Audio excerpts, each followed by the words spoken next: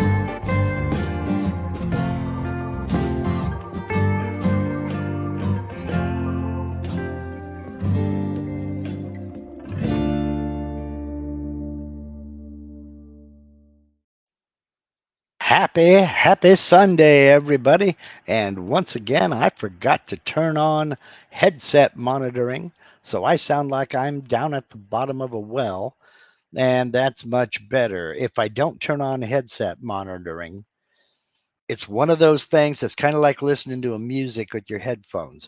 The music's loud, so you got to talk loud so people can hear you. That's what happens when I can't hear myself on the headset. I start thinking nobody can hear me, and I just naturally start getting louder and louder and louder. Well, anyway, happy Sunday again. Hoping everybody's doing well and hoping everybody got a little bit of shot time or shop time for those of you who can speak. Oh, man, it's been a week. What we've got going on here, I see Bobby Orr, fellow Southern Oregonian, is in the house. I don't know what you got going where you're at, Bobby, but we got some serious smoke here.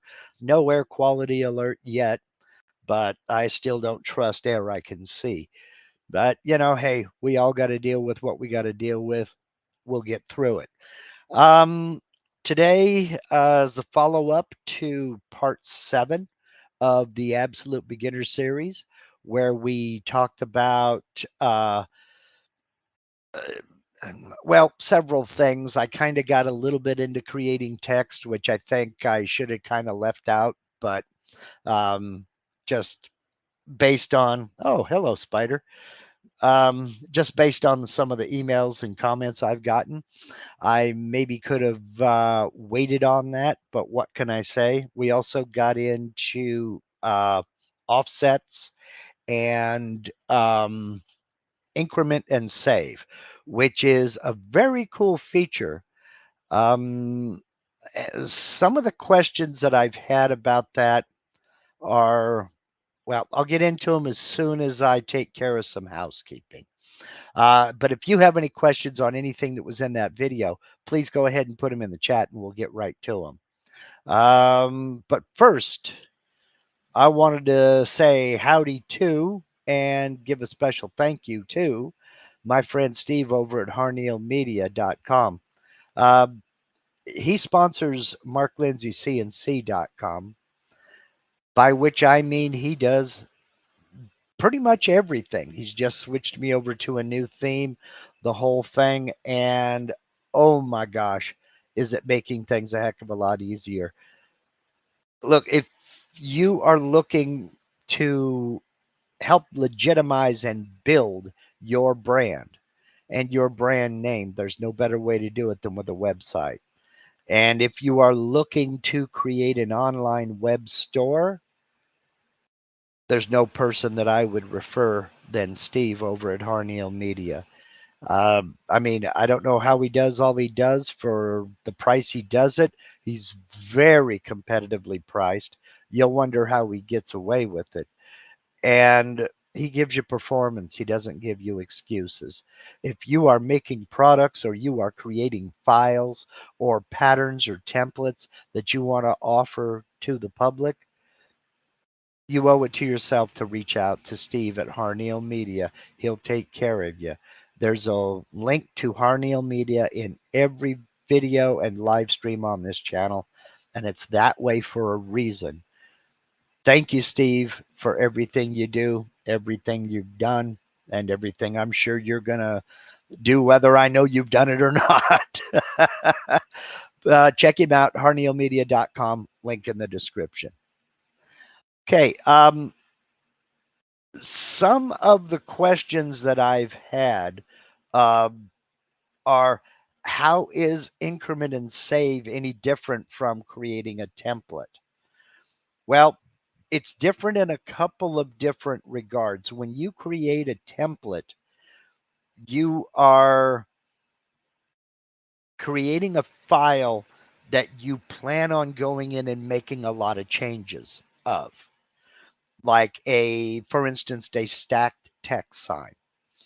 That's something that you're probably going to make one with that set of texts that's on it.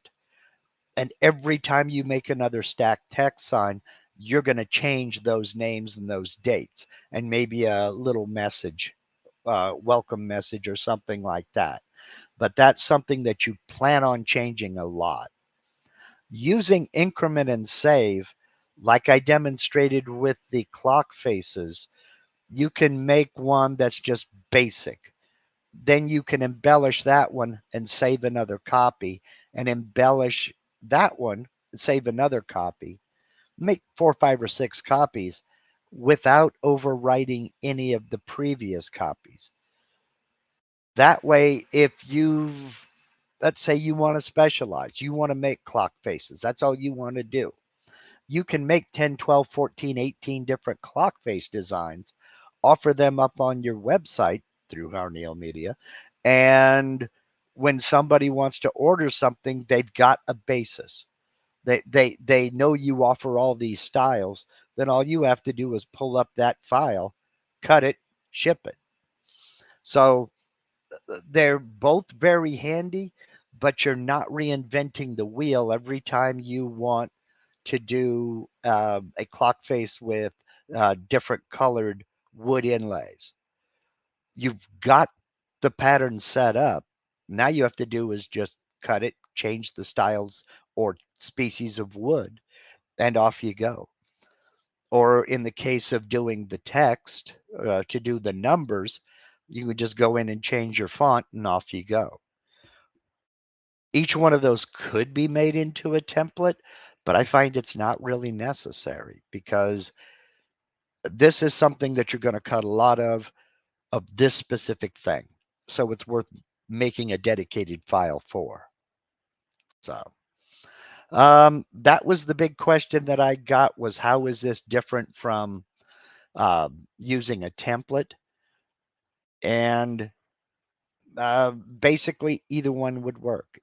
If you would rather make a template, by all means, go for it. This is another one of those cases where there really is no best. So, okay, I'm not seeing any questions about the video. Man, I must be really good at explaining stuff on the first time, but that's all right. We do have one question here from Leo Steger. It's a long one, so it's 2 parts. He says, I'm making a toy for the toy giveaway. It's a tractor. I have a 10.5 by 4.5 rectangle. I need 2 bosses left per side. Is that per side, Leo, or just on one side? One is 1 inch diameter. The other is 1.5 inch diameter, both 3/4 of an inch from the bottom. Okay, well, let's start with drawing that up. All right. So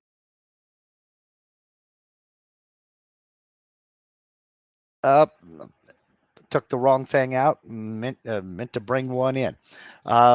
Here's hoping that I get this right. Okay, Leo, you've got 10.5 by 4.5. So we're going to do that. We're going to make it 10.5 by 4.5. And we're going to go center it on my X0, Y0, and create. Okay, now say you've got a 1 inch 1 inch diameter, and the other is 1.5 inch diameter, both 3/4 of an inch up from the bottom. Okay. And the 2 bosses on each side. So it's a double-sided project. Oh, complicating things, are we? Alrighty, that's fine. Let's go back up here and let's make this a double-sided project. And for purposes of this video, we're going to flip side to side. And everything is good. So right off the bat, I want to go ahead and, no, let's go ahead and finish up this side of the drawing first. Okay, we want to go 3/4 of an inch up from the bottom of this rectangle. So I've got my first guide set right here. And now I'm going to move it up.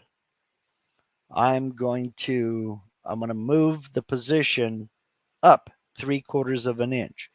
So I'll say plus 0.75 equals, then click apply.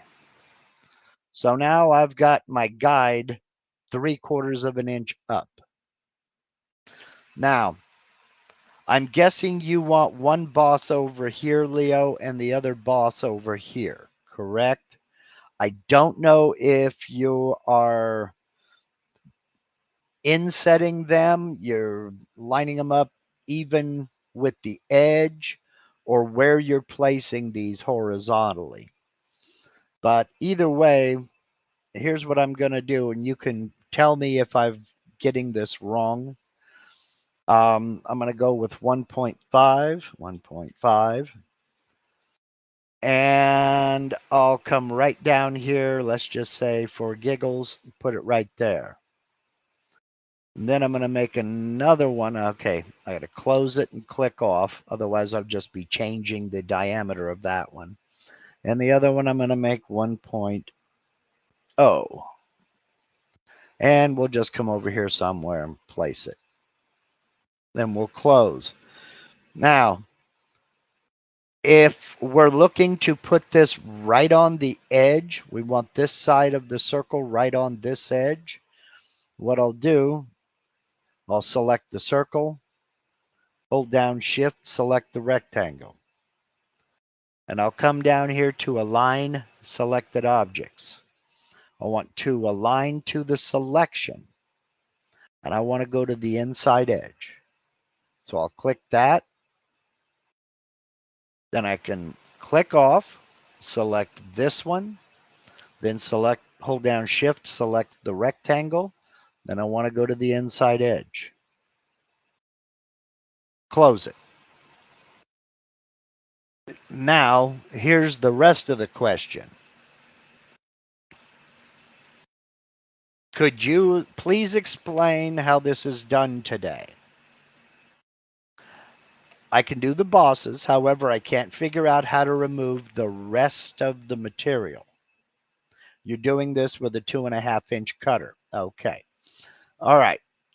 That's thank you for giving me that, Leo. A 2.5-inch cutter is going to change a few things, because what we're going to have to do, let me hide my guide here. It's just going to confuse me, because what I have to do is I have to remove all this material out here and around the these bosses, because we want this left standing proud.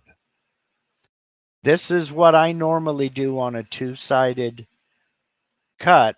I want to figure everything out on this side.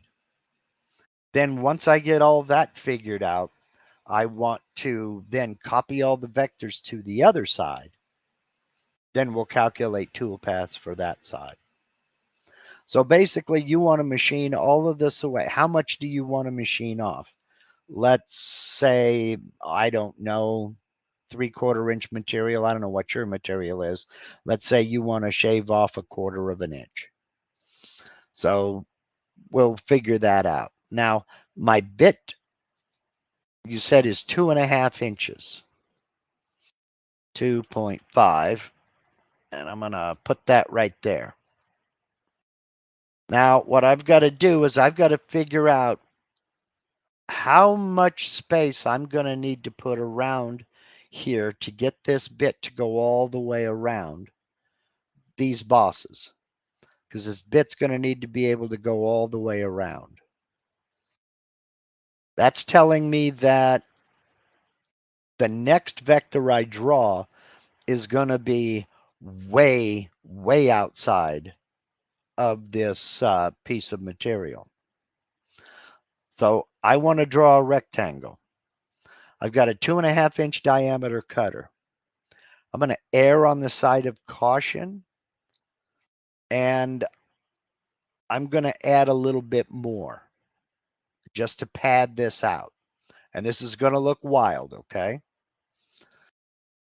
Right now, I have a rectangle that is 10.5 wide, 4.5 tall.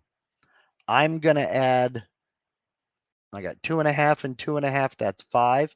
I'm going to add 5.5 to both of these dimensions.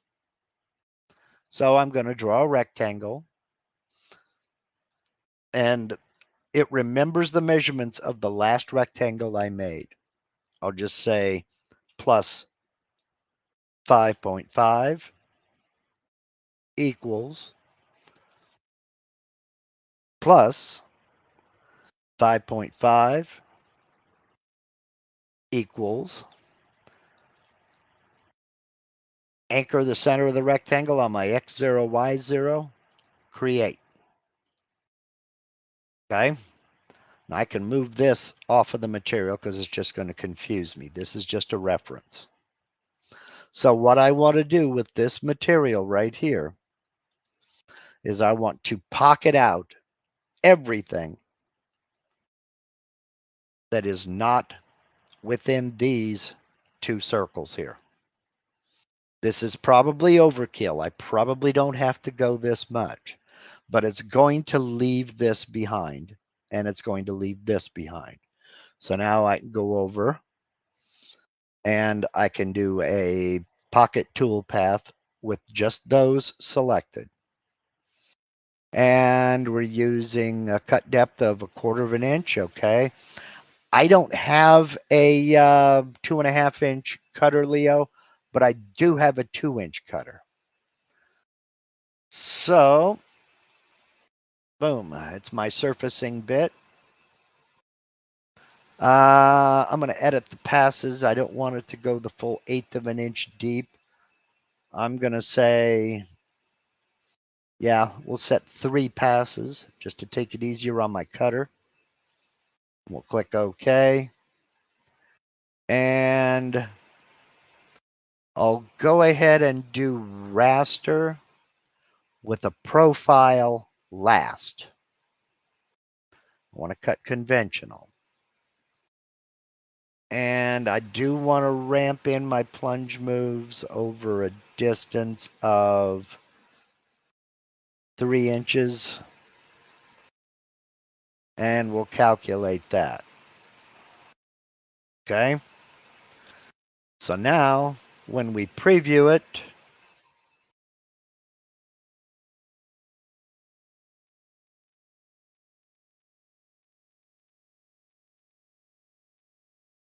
and again, it's making 3 passes.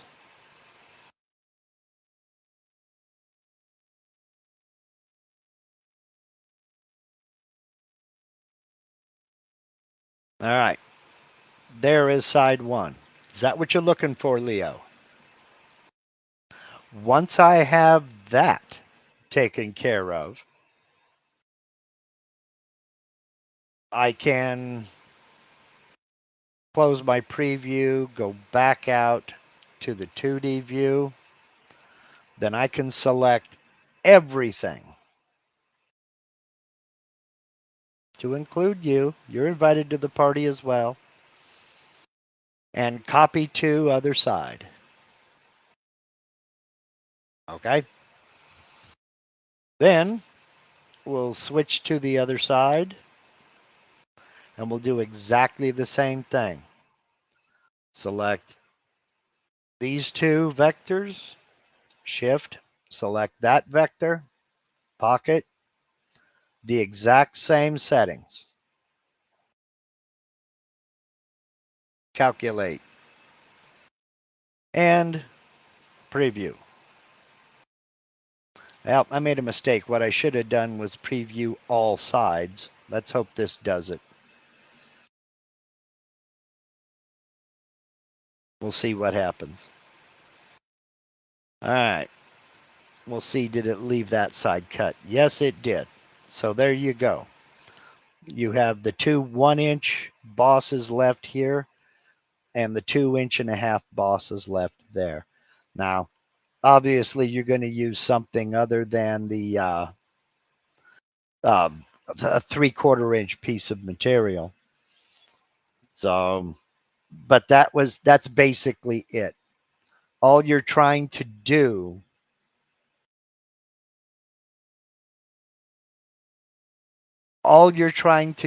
is basically machine away everything but an area.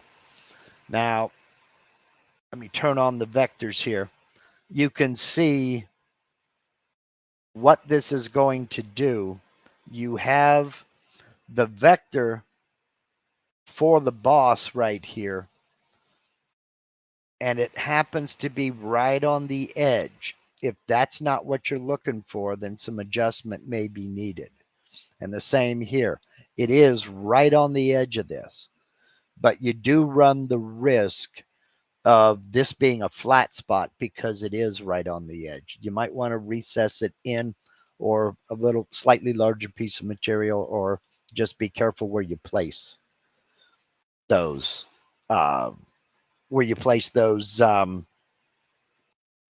vectors, those circles. So let me reset the preview and close my preview and flip back over to the top and shoot back over to the 2D view. Oh, I shouldn't have done it that way. I should do it that way. There we go. All right. So hope that answers that, Leo. Now, Brooks Martin is asking, is there a way to change the toolpath color to a JPEG or bitmap to simulate wood grain inlays? Not currently, not that I'm aware of, Brooks. And what Brooks is referring to is, let me bring it up and get it over here. When you're previewing a toolpath, you can select a toolpath name and come up here and do something with the machined area. And you can put in a global fill color. You can put in a toolpath color. I do this a lot. I change a toolpath color. Brooks is asking, can this be changed to a JPEG or a bitmap to simulate like a inlay? I don't know of any way to currently do that. If we come down here and click on more colors, it's going to open up the color palettes where you can either use your RGB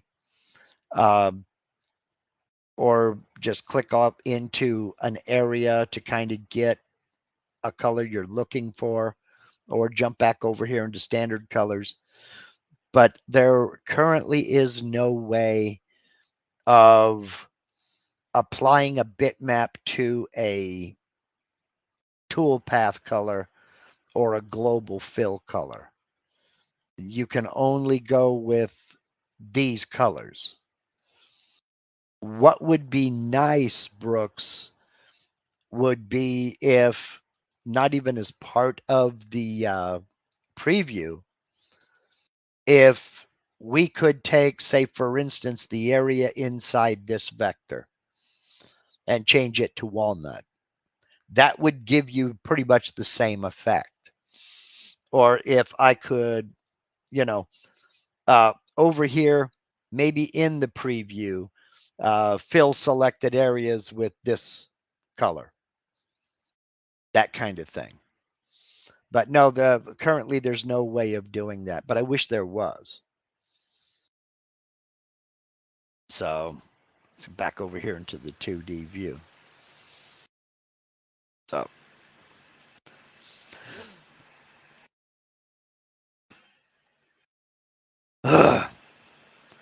okay, Butch Miller wants to know, as I stumble up the learning curve for version 12, is there a definitive list of what all the icons are?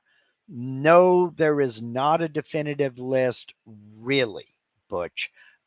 You can get into the documentation on version 12, and I'm sitting here I've got it up on two screens. I'm sitting here trying to change things, and it's not letting me. Let's flip over here. I want to get out of that and flip back over, go back up here and make this a single-sided job. Okay. Yes, I want to continue. Okay.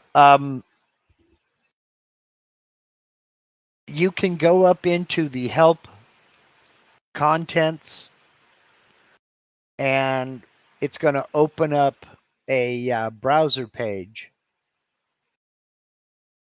and you can start working down here within the main window, and it will show you what some of these are. And even here in the help window, Butch, if you put your cursor over something, there's not a pop-up bubble that tells you what it is. But if you look down here in a little bar that pops up, like when I put my cursor over that, it's showing me there that that is offset vectors. And this is move selection. And this is draw a circle, draw ellipse. But you can do the same thing without going into that. Because if you come over here and you click in the window, Mark, if you come over here and put your cursor over something, it's going to tell you what it is. Now, there is a little bit of a color code to this. Something to pay attention to, and this is a major complaint. I've had a couple of people send me emails on this, and I have to say, send your emails to Vectric. I can't do anything for you. Vectric has to be the one to make this change. And that is, some folks who are colorblind have gotten a hold of me and saying, this is really messing me up because it all looks the same.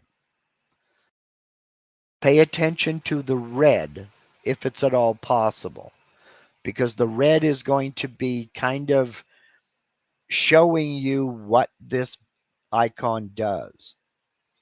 For instance, we have join open vectors here. You can see we've got blue vectors, and then all of a sudden there's a red line in the center of that vector.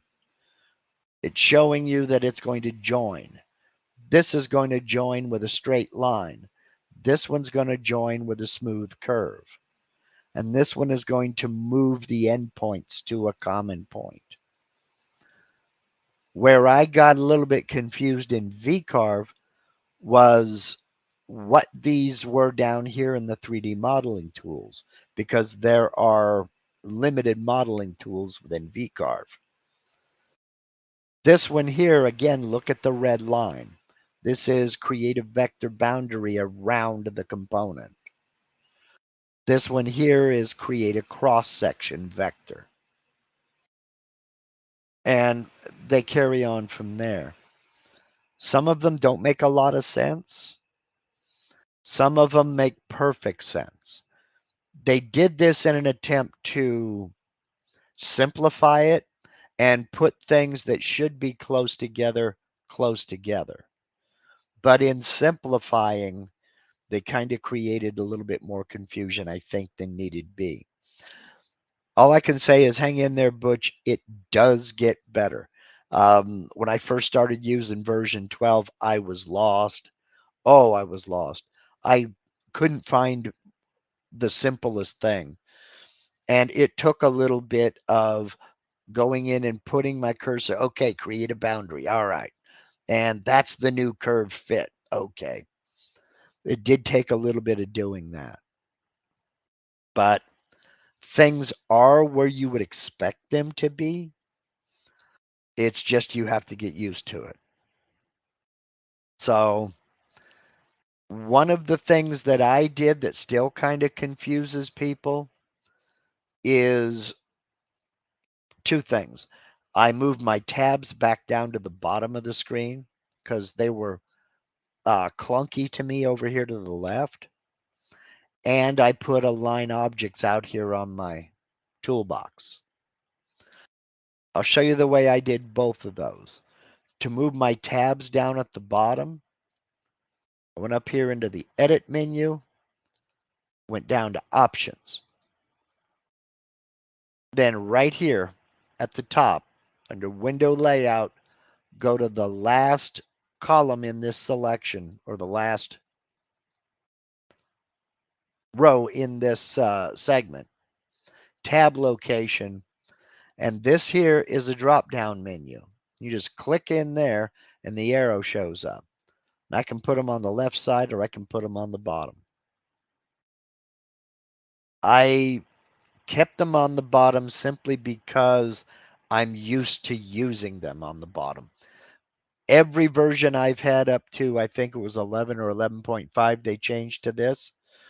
I they change to on the left side. I prefer them on the bottom. That's where I'm used to using them.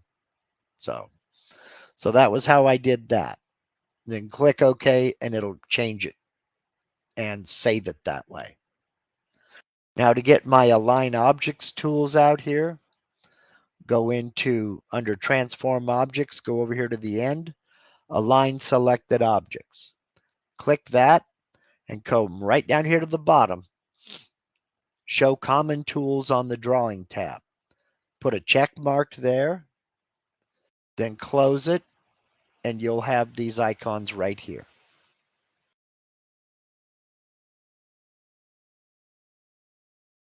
Butch Miller says, can you change the order of the tabs? I don't know. Let's see. I want to keep my design tab there. I want to keep my components. See, I want to move sheets up here next to layers and have clip art at the end. Let's see. Select sheets. Can I drag it over? Yes, I can. Now I have sheets next to layers, which is next to components, which is next to design. I just clicked it and drug it. So yes, you can change the order.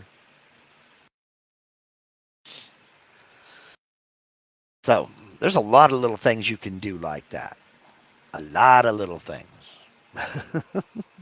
For instance, when did you learn that you can come up here into the design bar right here, click and drag your design tab out there? When did you learn you could do that? Some of you learned it right now. Then to get it back over here, you just drag it back over, and there it is. Now, I don't like to use that. In fact, that right there was probably the 4th time I've done it, and that's just to show people that you can.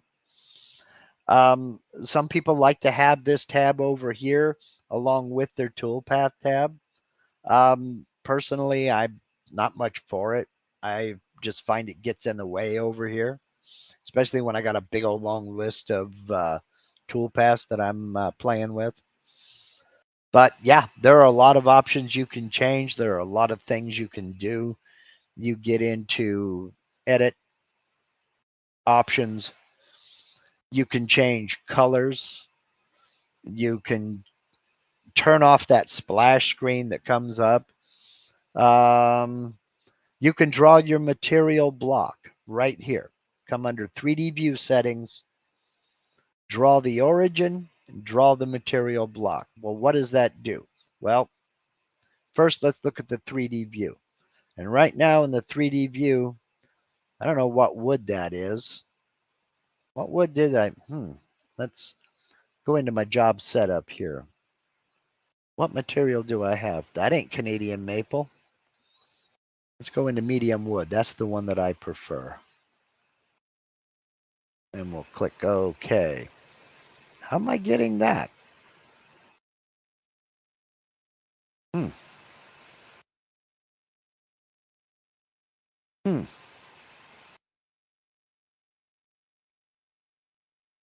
Oh, I'm looking at the bottom. No wonder. I need to look at the top. There we go. Read your meatball, Mark.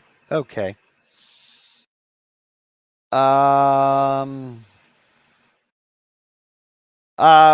Will do, John. Let me get into that. Yes, will do.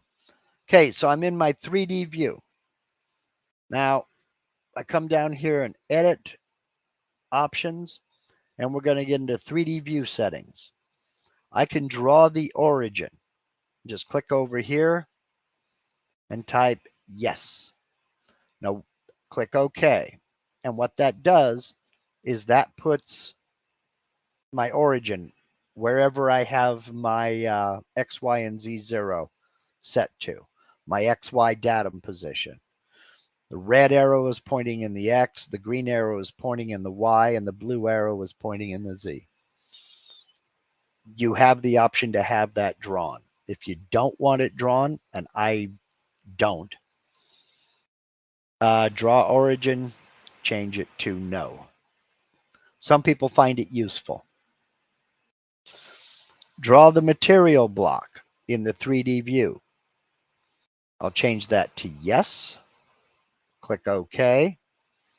And it draws the entire block in the 3D view, whereas normally you would just get a modeling plane. Whoops.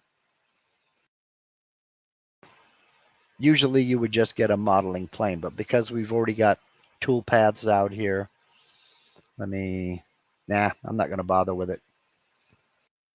So it would draw it like this all the time. I prefer not to have that. So I'll just go to options, draw material block, no. All right, color shaded view, all that other good stuff. Now, let's see, window layout. Toolpath settings, general settings. Okay. As John was talking about up here, show them how to unhide the do and undo up on top. If you look up here on my design tab, right under file operations, I have 4 icons. I have the job setup, open file, import a bitmap, then import a 3D component. If we come down here under general settings, we can look at this row right here, show additional file operations. I have it set to no. We can click on yes. And when I click OK, I now have 4 more icons. I now have create a new empty file, save the current file, undo, and redo. Little inside baseball here. This created a little bit of, I won't say an argument, but there was some negotiation about undo and redo. The developers wanted to get rid of it completely. They wanted to get rid of those icons. And because they figured everybody used the keyboard shortcuts. Well, they found out real fast from some of the beta testers, oh no, that's not the case. Not everybody uses it. And some folks, when they're instructing, they like to be able to show folks you have the undo and redo. So the developers grudgingly put them back, but they hid them by default. So if you want these extra icons up here, you'll have to go into your options, and they're down here in general settings, show additional file operations, and change that to yes. Now, I don't want them there. I don't use those icons, so I'll go ahead and I'll hide them again. And click OK, and they're gone. So now all I have up here is job setup, open an existing file, import a bitmap, import a component. And that's it.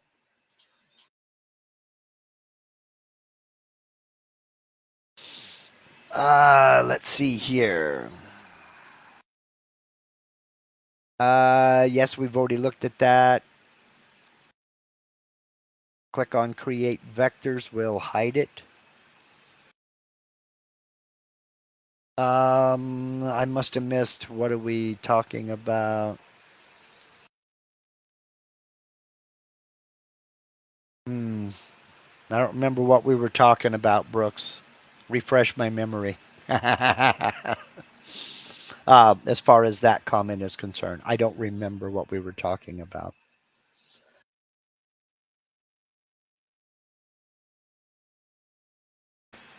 Pardon my voice. The smoke is getting to me big time, and it's playing havoc with my allergies.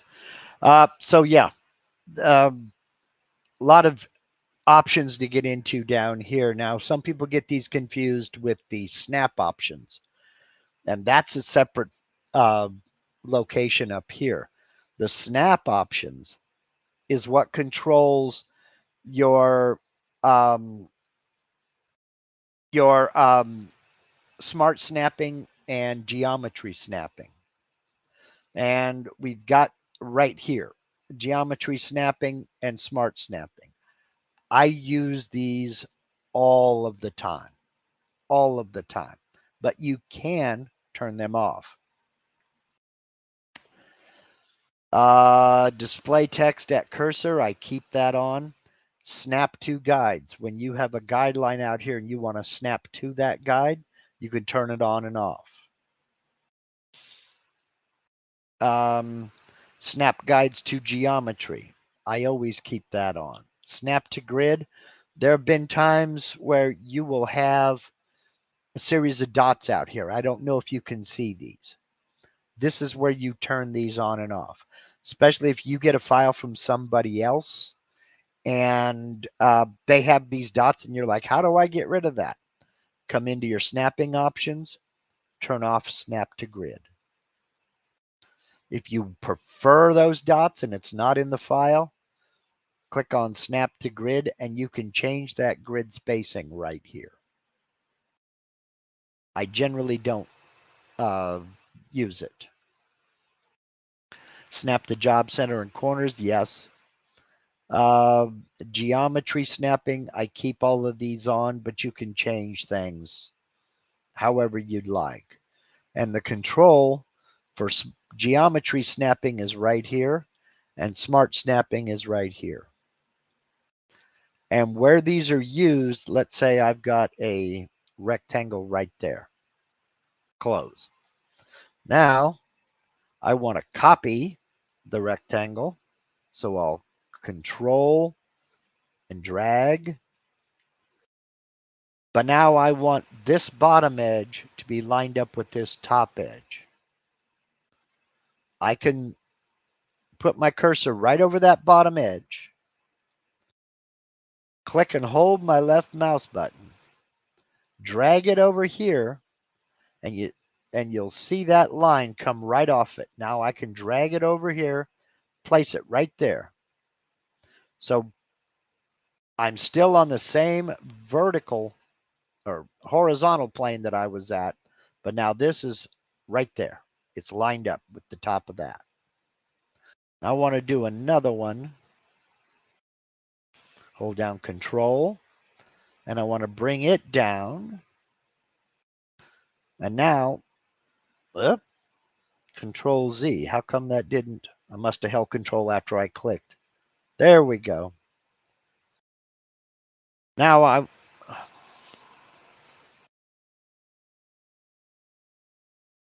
what's going on here? Make me a liar. Control. All right, there we go. Now I want this corner to be lined up here with this corner and this corner. So I'll grab it, come over there and go straight across. And it should, okay, we're lined up there. Now I want to line it up here.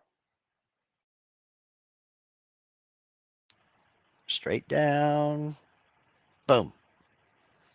So now this corner is lined up with this corner and this corner. So that's smart snapping and geometry snapping all at once. You'll notice that when I move this around here, it snapped to various pieces of geometry, snapped right there to the center. It snapped to its previous location. But sometimes you don't want that. You just want to be able to move it wherever you want it without it snapping all over the place. Well, you come over here and turn off geometry snapping and smart snapping. Click. And now I can put it anywhere I want to. And the only thing it's going to do is indicate when I get over my X or Y 0. It's not going to try to take me straight to any one location. I can put it anywhere I want. So Z. All right. Get rid of And I'll turn them back on. You can also turn on your grid and grid spacing right here with this last icon. Click, and there's my grid. Or click, and my grid is gone. So, let's see. Brooks says, in the design menu, clicking on Create Vectors, Transform Object, Titles will hide those associated icons. Okay. Clicking on Create Vectors. Oh, yeah. Oh, okay. Yes, yes, yes. Okay. If you click on File Operations, for example, those are gone. If you click on Create Vectors, those are gone. But if you look, there's a little arrow right there. So I can bring them back just by clicking that arrow. Yeah, I forgot all about that, Brooks. Thank you. That comes in handy when you're trying to see your job dimensions, but you've got too many icons here, especially in Aspire, because there's a bunch of icons down here. And you're trying to get into your model tools, or you can't see your job dimensions, you can just come up here and close one section, and that'll open everything up down here. Then you can bring it back open. So there's all kinds of little custom things here. This has absolutely nothing to do with the video earlier, but what the heck. So, all right, let's see here. Are there any questions at all? Wow. Wow.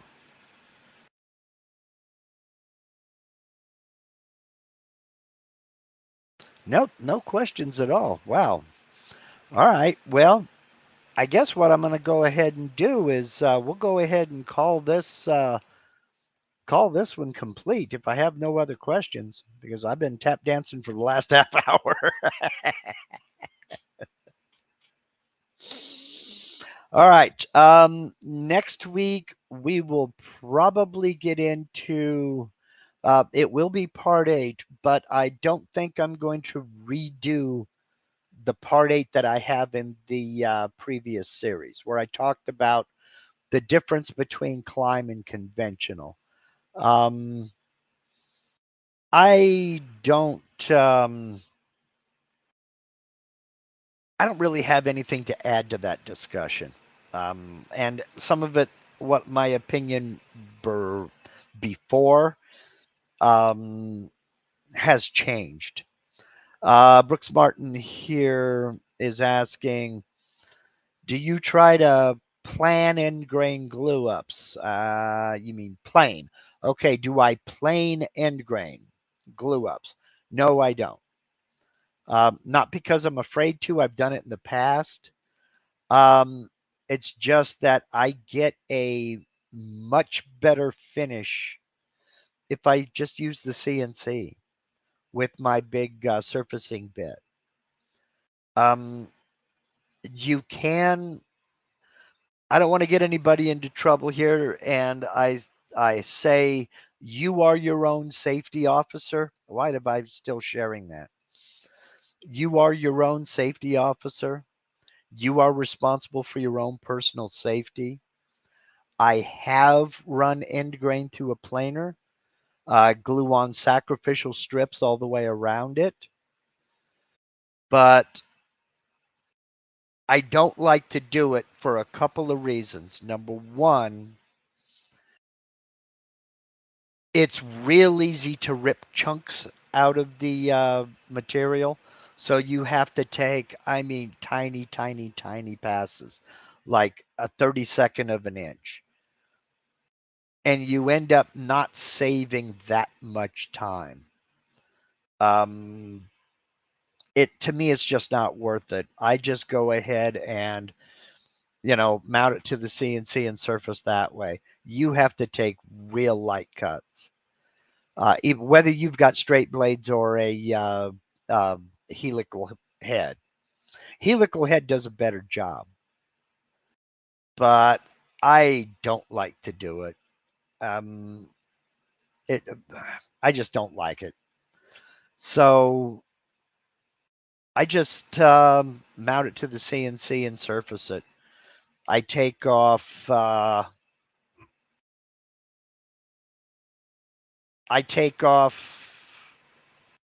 max of 20 thousandths per pass. So that would be how much in millimeters?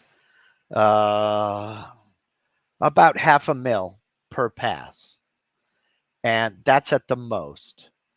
And then I'll make a pass, check it out, make sure it's nice and flat.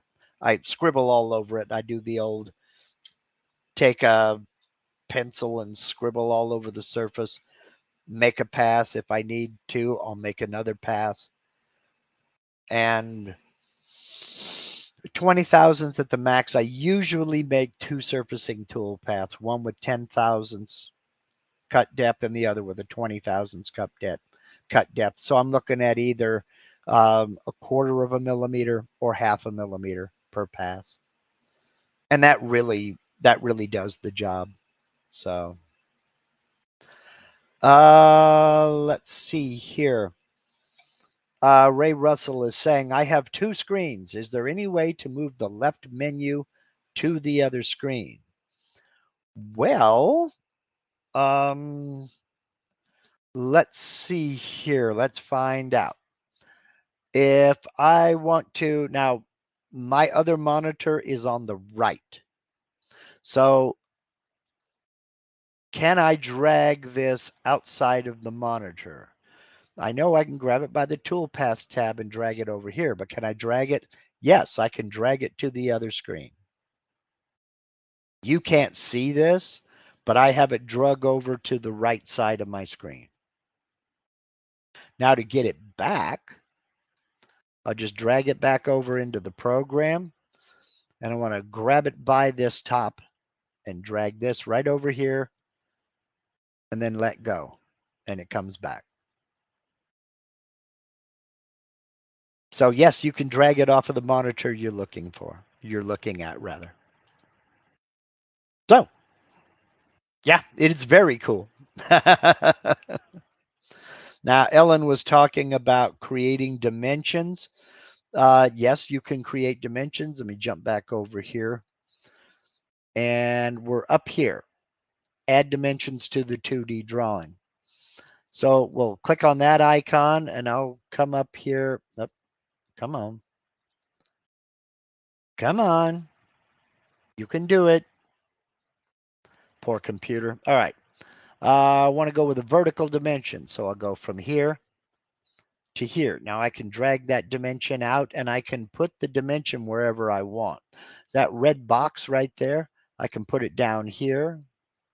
I can put it off of the drawing. I can put it in the center of that dimension right there.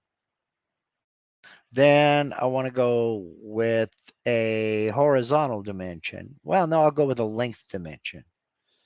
And I'll start right here, come over here, drag that down, put that one in the center. Now, we also have another type of length dimension. Let me go here, and I want to know the distance from this corner to this corner.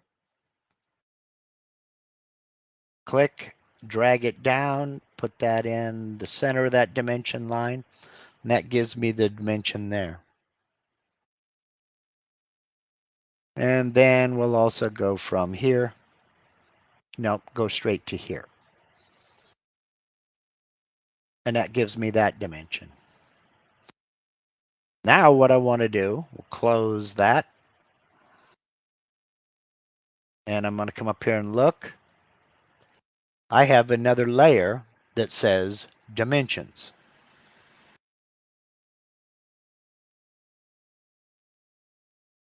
Okay.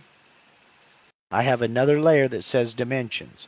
How did I get that? Well, if we look in my dimension tab, come on. You can do it. Poor computer. It's got a lot going on. There we go. If you look down here, place dimensions on layer, and then you can name that layer. So that's what I prefer to use. I just have it go to its own layer. Then if my dimensions are getting in the way, I need to do something, I can just come up here, turn off those dimensions. Then I can move. Now, if I move any of these, all those dimensions are now off. So, let's see. Remove this here. School chalk for marking works well. Yes, it does. Yes, it does.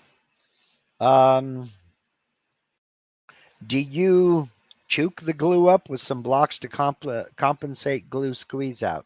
I don't know what you mean there, Brooks. Uh, Something to remember is you can't see them because they're hidden. Back over there behind that, that's a stainless steel uh, restaurant cart. It's a food service cart. And I've got a wall mounted, let me adjust this other camera. I have a wall mounted clamping system. And let me get this set up.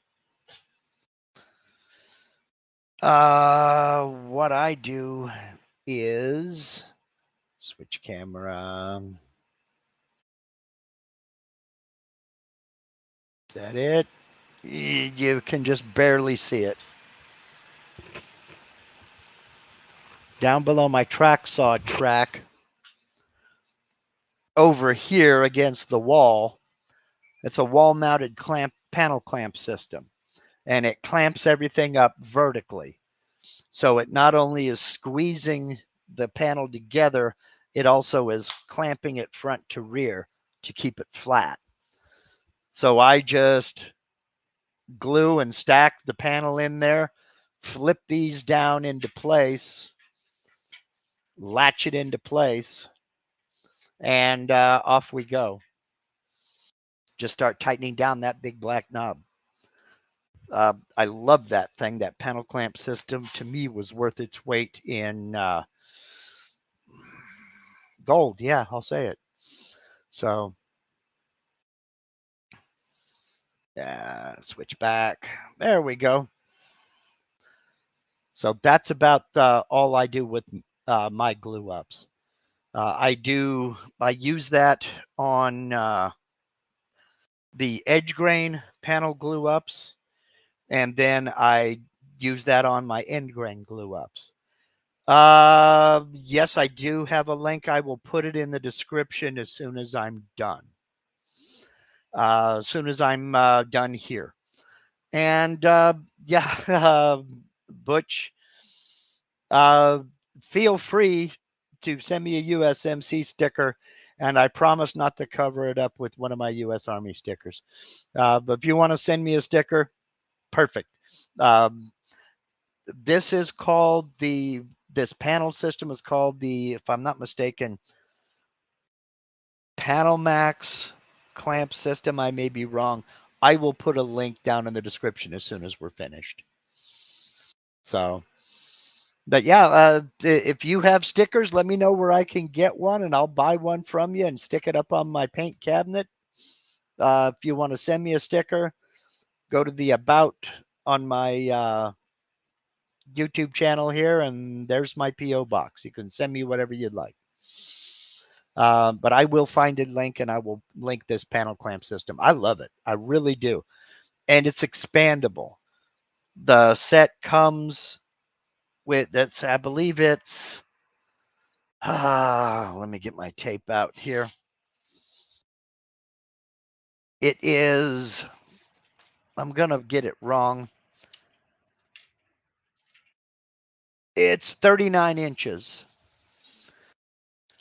And you can butt a bunch of them together. So if you need longer, and it's 3 clamps over 39 inches. And you can put, I know people that have 2 or 3 of them mounted on the wall. And it's a good system. I like it. I like it a lot. It's really upped the level of glue ups. Makes it a heck of a lot easier. And that's what I use that stainless steel table for. It's got all my glue and clamp stuff there. So, alrighty. Think I'm going to go ahead, and I don't think there are any other questions there.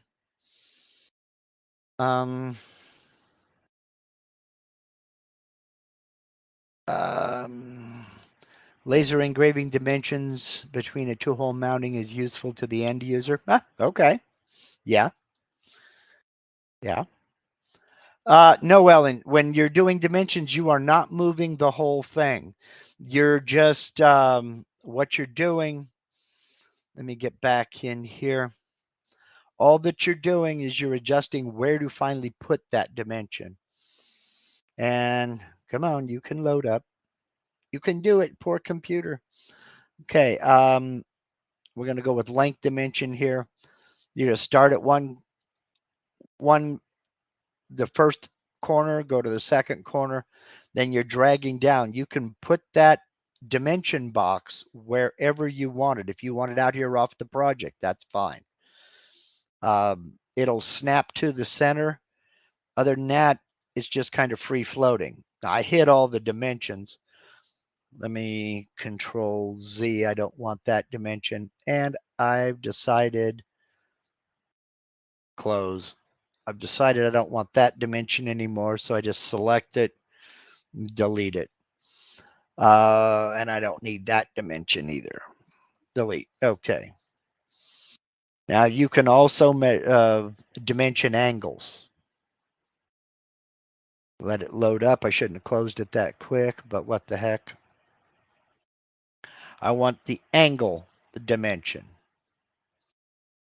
There to there. It's not giving me the angle. Oh, that's because I did it wrong. Escape. Go here. Here.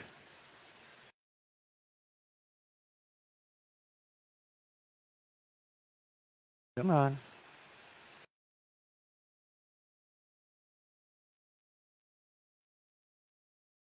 Oh, it's not doing what I thought it was going to do. Escape. All right, there we go. That's what I was after. Nope. Right. There. Going from that corner down to here. What it was trying to do, Control Z, I'm still on angle. Here, here, here. It was trying to go to the outside because it didn't have the room to do it from the inside. And I didn't want that. I don't want that. I still don't want that. Well, it's telling me that's 307-degree angle. Thank you very much. That's handy. I don't need it. So you do have to kind of play around. And you can use different fonts, different text heights, all this other good stuff. But that's the main points right there. And also put them on a separate layer. That way you can shut them off if you get sick of them. All righty. Get back over here, Mark. There you are. Okay, we'll go ahead and let this go. We're going to go ahead and end this one.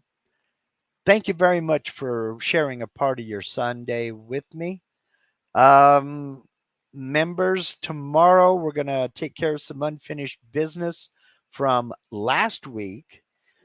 And we're also going to pick up on a couple of things that you folks have sent me.